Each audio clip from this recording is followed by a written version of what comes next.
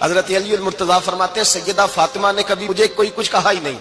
کبھی فرمائش ہی نہیں کی۔ ایک دن بیمار ہو گئی تو کہنے لگی، میں قریب بیٹھا تو میں نے کہا فاطمہ زندگی میں تو نے کبھی کچھ نہیں مانگا، اور عزت والے باپ کی عزت والی بیٹی،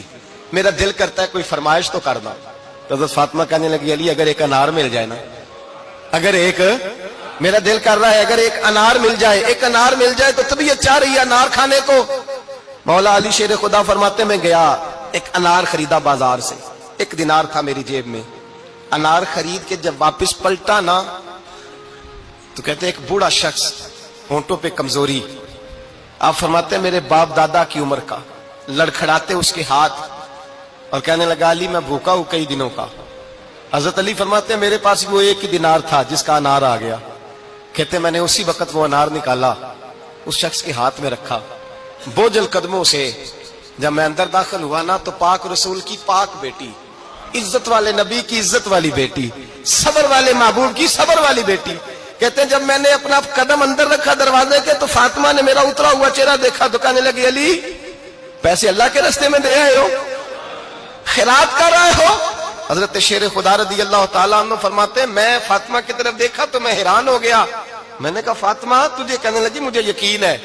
آپ انار لینے گئے تھے، آپ نے خرید بھی لیا تھا، اور مجھے پتا ہے علی میرے ساتھ بے وفائی ہو ہی نہیں سکتی، یہ کسی سوالی نے مانگ لیا ہوگا، علی آ جا، مجھے انار کھانے سے وہ سکون نہیں ملا جو تو اللہ کے راستے میں دے آیا ہے تو سکون ملا ہے، کھانے سے نہیں ملا جو تیرے دینے سے ملا ہے۔ مولا علی کہتے ہیں صبر کر کے میاں بیوی بیٹھ گئے تو دروازے پہ دستک ہوئی، کہتا میں اٹھ کے دروازے پہ گیا تو حضرت سلمان فارسی دروازے پہ کھڑے تھے، انہوں نے نا 9 انار مجھے دیے، کہنے لگے نبی پاک نے بھیجے ہیں،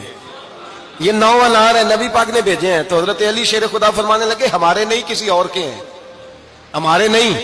کسی پڑوسی کے ہیں، دائیں بائیں دیکھ لے، کہنے لگے نہیں تمہارے ہی ہیں، فرمانے لگے نہیں میرے ہوتے تو 10 ہوتے،